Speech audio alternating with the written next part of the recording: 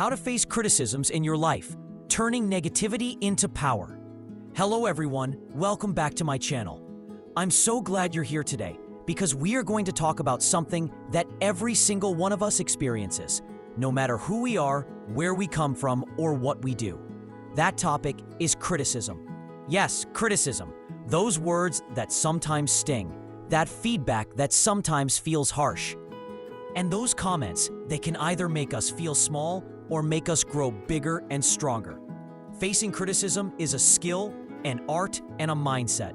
And in today's video, I want to take you on a journey where you will not only learn how to deal with criticisms in your life, but also how to transform them into a force that drives you towards success, confidence, and unshakable self-belief. Now, let's be honest. Criticism hurts, no matter how confident we are. When someone points out our flaws, doubts our abilities, or expresses negative opinions about us, we feel an emotional reaction. That's normal. It's part of being human. But here's the truth. Criticism is not something to run away from. It's not something to hide from. Instead, it's something we can use, something we can understand, and something we can transform into fuel. Think about it this way. The people who achieve greatness in life are not those who avoid criticism, but those who learn how to face it with courage, wisdom, and resilience. So today, I want to break down the entire idea of criticism into something that is easy to understand and easy to apply to your life. We will explore why criticism happens, why it hurts us, how to identify the difference between constructive criticism and destructive criticism, and most importantly, how to face it with a mindset that helps you grow instead of holding you back. And by the end of this video, I hope you'll see criticism not as an enemy, but as a teacher, not as a roadblock, but as a stepping stone, and not as a reason to doubt yourself, but as a reason to believe in yourself even more. Let's begin by understanding what criticism really is. Criticism is simply an opinion. It's someone else's perspective about you, your actions, your work, or your choices. Sometimes it comes in the form of advice, sometimes in the form of judgment, and sometimes even in the form of insult. But at its core, it's just words. Words from another person, filtered through their own beliefs, experiences, and emotions. The first step in facing criticism is realizing this. Criticism is not the absolute truth. It's someone else's interpretation. Once you understand that, you begin to take away its power to control your emotions.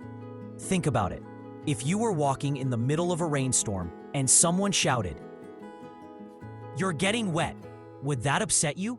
Probably not, because you already know you're in the rain. But if someone says you're not good enough or you'll never succeed, why does that sting so deeply?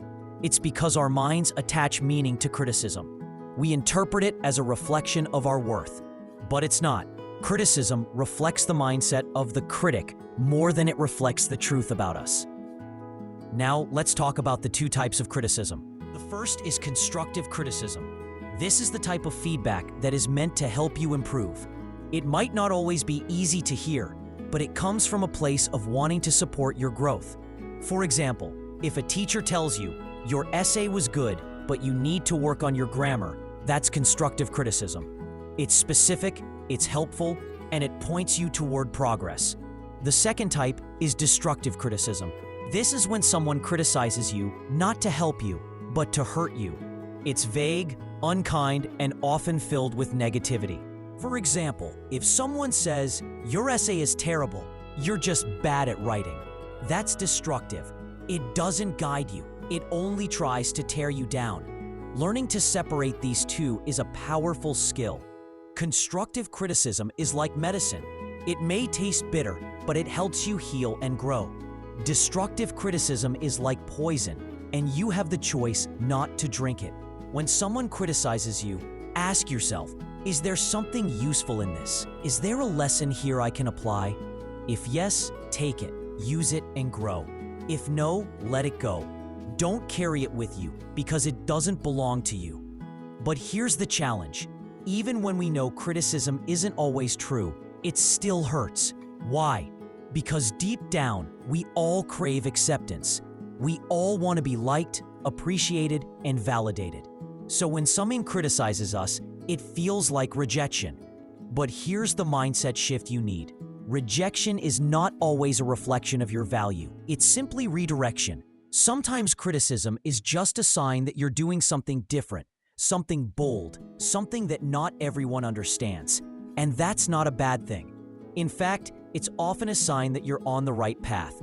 Let's take an example from history. Think about Thomas Edison, the inventor of the light bulb. When he was working on his experiments, he failed thousands of times.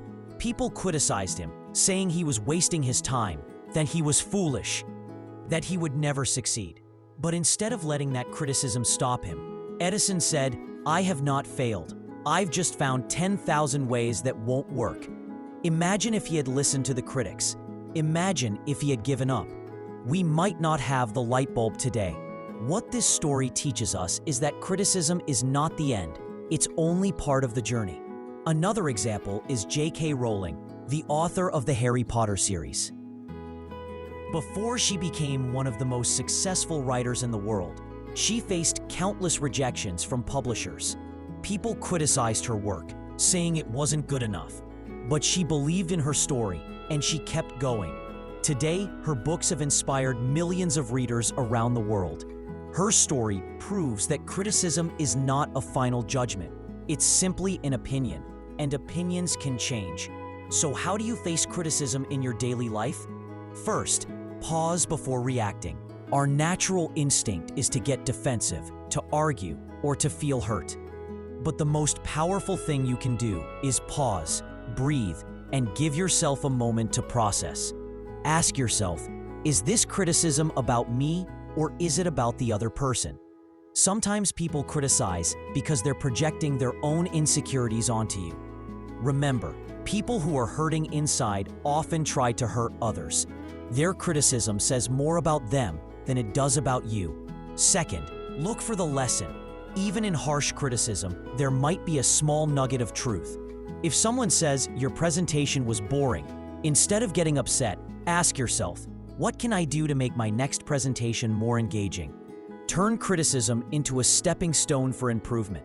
Third, don't let criticism define you.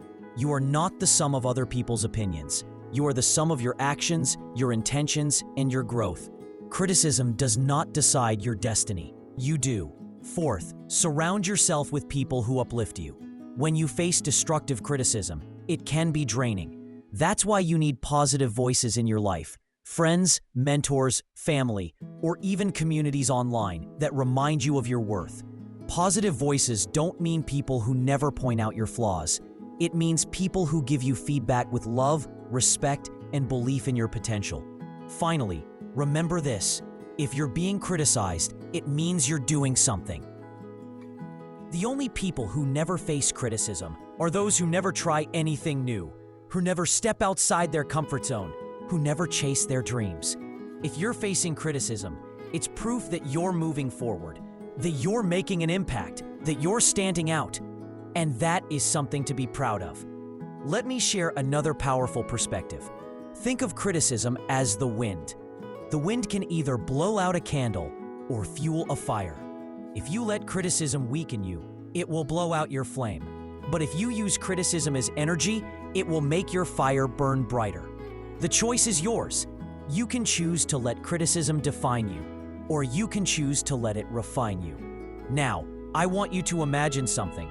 Imagine yourself standing on a stage with thousands of people watching. Some clap, some cheer, and yes, some boo. That's life.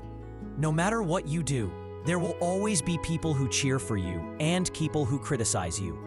The key is this: don't stop your performance because of the boos. Don't stop chasing your dreams because of the critics. The people who clap for you, and more importantly, your own belief in yourself, are far more important than the voices of doubt.